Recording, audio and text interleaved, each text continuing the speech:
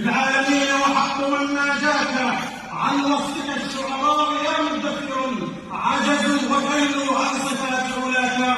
والله لو أن البحار مدادهم والعشب أقلام جعلن لذاك لن تقدر الثقلان تجمع ذرة أبدا وما الصاع إذا إدراكا.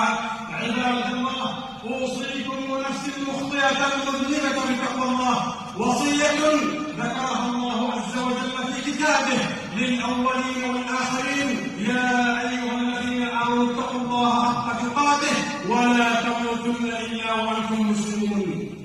أيها الأحباب الكرام في الله، موعظة صغيرة عن حقيقة النساها أو تناساها الجميع، إنها حقيقة الموت.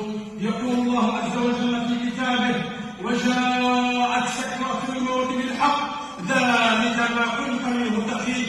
عبد الله، إن جاءك الموت وأنت تعاني من هذه السكرات التي عانى بها النبي صلى الله عليه وسلم عندما دخلت عليه الصديقة بنت الصديقة عائشة وهو يضع يده على ماء بارد ثم يمسح به على جبهته الشريفة: بأبي أنت وأمي يا رسول الله، ويقول: ألا إن للموت لسكرات. فكيف بي أنا وأنت يا عبد الله إن حملنا على الأكتاف وأخذونا الأهل والأحباب ثم وضعونا في تلك الحفرة الضيقة والقبر ينادي عليه: عبد الله، أين بدنك القوي ما أهزلك؟ أين لسانك الفصيح ما أبكرك؟ أين آذانك السماعة ما أصمك؟ وأين ريحك الجميل وعطرك الجميل ما أنكرك؟ وإن ذهبوا عليك وتركوك بقي لك الحساب والعقاب، فماذا أنت قائل؟ موعظة أحببت أن أذكر هي نفسي وإياكم أيها الأحباب. أقول ما سمعتم وأستغفر الله لي ولكم ولجميع المسلمين فاستغفروه إنه هو الغفور الرحيم.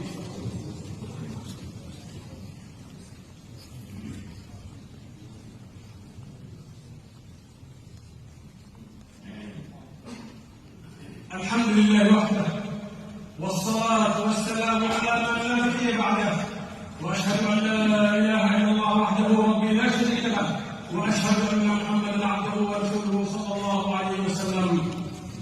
أيها الأحباب، ذات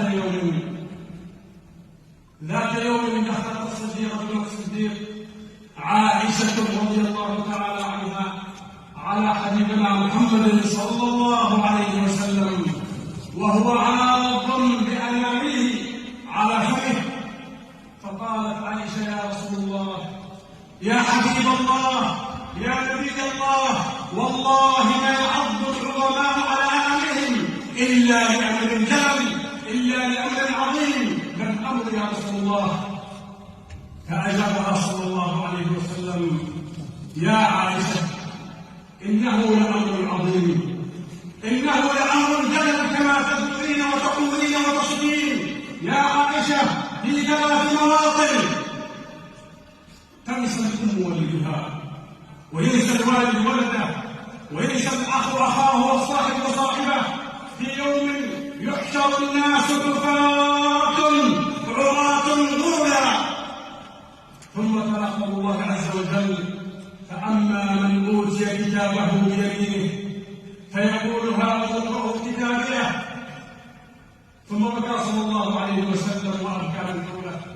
أيها الأحباب الكرام في الله، لنتذكر القبر وظلمته، لنتذكر يوم القيامة، لنعبد الله عز وجل، لنتب إلى مولانا قبل أن يفوت الأوان. عبد الله، تب إلى ربك، عد إليه ولا تقل إلى متى التعلم، كما يقوله الذي لا يفهم فضيع العمر مع العبادة ولم يصل لمركز القيادة، فعاش في حياته سبهلا محيرا بين نعم وبين لا، حتى إذا فاجأه الخوام، حتى إذا فاجأه الموات والتفت الأعصاب والعظام وأنزل المسكين في التراب في حفرة معدومة الأبواب والملكان يفزعان قلبه هل كان يعرف الإله ربه، وما النبي الذي أتاه فصار مبهورا بما يراه.